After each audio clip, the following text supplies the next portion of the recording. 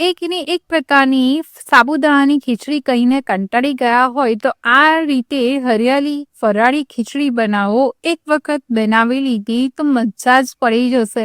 એટલી સરસ મજાની આ હરિયાળી સાબુદાણાની ખીચડી ટેસ્ટમાં એટલી બેસ્ટ છે કે યકીન નહીં કરો કે આ સાબુદાણાની ખીચડી છે.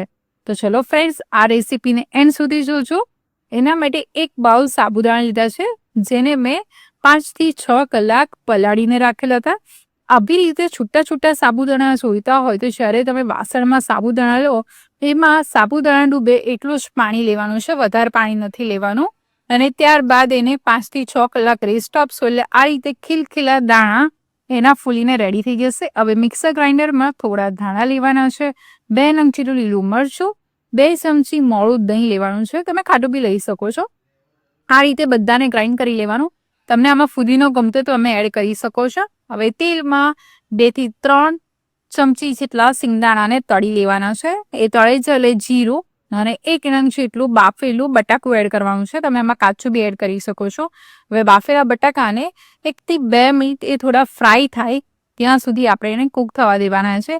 જો તમે અહીંયા કાચું બટાકું એડ કરી રહ્યા છો તો તમારે એને પ્રોપર કૂક થવા દેવાનું, કે જેથી સરસ મજાનો બટાકું સોફ્ટ થઈ જાય. બટાકું સોફ્ટ થઈ જાય એટલે આપણી જે બનાવેલી ગ્રીન ચટણી હતી એ એડ કરી દેવાની છે.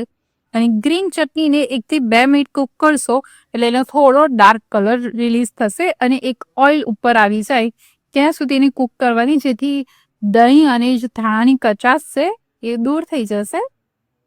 તો આ રીતે તમે જોઈ શકો છો કે સરસ મજાની ચટણીને આપણે 2 થી 3 મિનિટ કૂક કરી તો ઉપર તેલ આવી ગયું છે અને આ રીતે બબલ્સ બી આવી ગયા એટલે આપણી ચટણી સરસ કૂક થઈ ગઈ છે.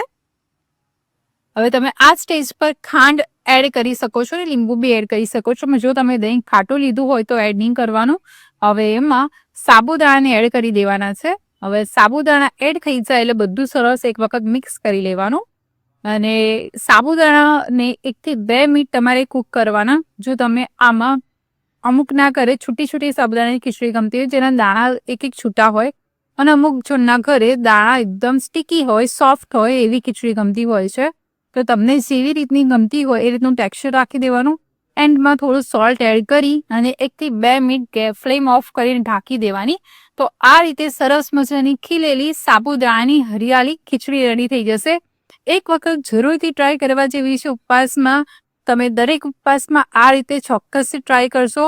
એકની એક ફરાળી ખીચડી હવે બંધ કરી અને આ નવી જરૂરથી ટ્રાય કરશો. કેવી લાગી મને કોમેન્ટમાં જણાવજો. 100% તમને ભાવવાની જ છે એટલે જરૂરથી ટ્રાય કરી લેજો. Thank you.